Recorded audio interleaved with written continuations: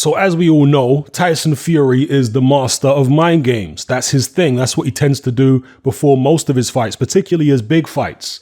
And here against Deontay Wilder in this face-off, he came in wearing a big puffy jacket, sunglasses, his cap on, and his hoodie over it. Why? Well, I think that the jacket is to try and fool Deontay Wilder into thinking that he's coming in heavier than he actually is, to make himself look bigger than he actually is, so that Wilder maybe gets complacent and thinks Fury's not going to be particularly fast. I think the sunglasses are about making Wilder think that there's an issue with the cut. So he's covering it up so Wilder can't see the scar tissue. I think that's what that's all about. And of course, he's in Wilder's face. He's calling him every name under the sun because he wants to get Wilder riled up so that he comes out reckless and over-aggressive in the fight. That's what Tyson Fury is doing here, I would suggest. I suspect anyway.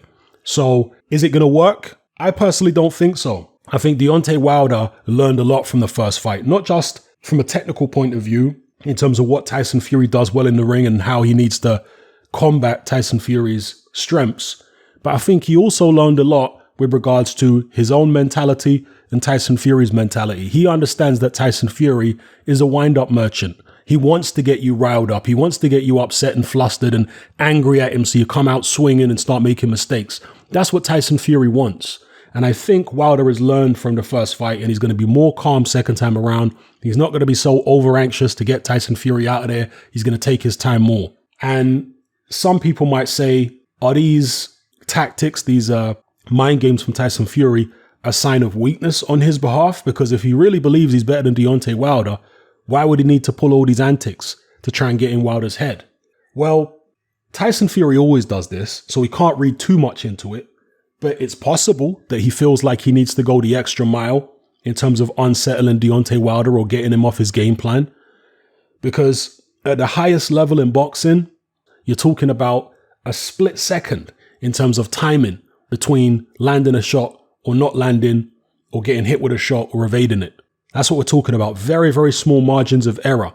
And therefore, any little advantage you can get, a lot of fighters try to go for it. Some fighters don't really care about that. They just concentrate on themselves. They focus on themselves. They don't really try and get into the other guy's head. But for some people, like Tyson Fury, it's a big part of his game. He wants to unsettle the other guy. And I don't think it's just about unsettling the other guy. It's also about defusing the threat in his own head to some degree.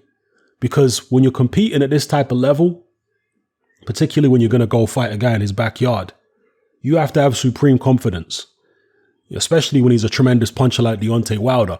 And Tyson Fury makes fun of Deontay Wilder in order to diffuse what Wilder is in his head, if that makes sense. So, for example, Muhammad Ali, I've spoken before, he used a very similar psychological technique.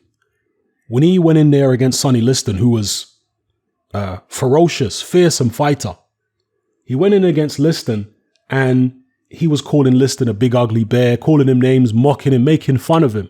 Again, this was not just to unsettle Liston to get him mad, but this was also to diminish the threat of Liston in his own mind. Obviously, he understood Liston was dangerous, but he couldn't go in there being intimidated.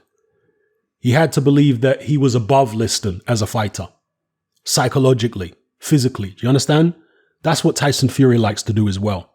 So we'll see if any of this means anything in the ring. I suspect it won't.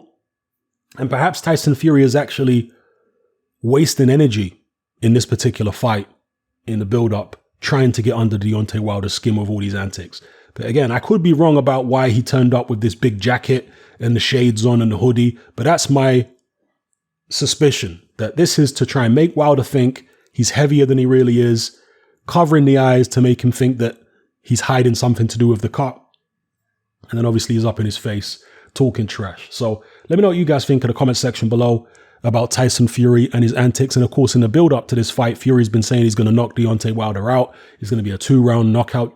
His dad has been saying he's going to knock Wilder out. Javon Sugar Hill has been saying that he's going to go for the knockout. And Tyson Fury, being the erratic, unpredictable character he is, you never know. Maybe he is serious. But I'm going to assume, I could be wrong, but I'm going to assume that he's not actually serious.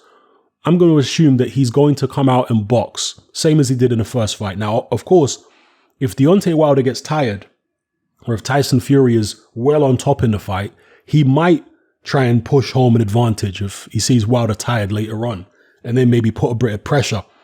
But early in the fight, I'm going to assume he's not going to do that. I'm going to assume that he's going to box, he's going to move around, stay out of trouble, try and frustrate Deontay.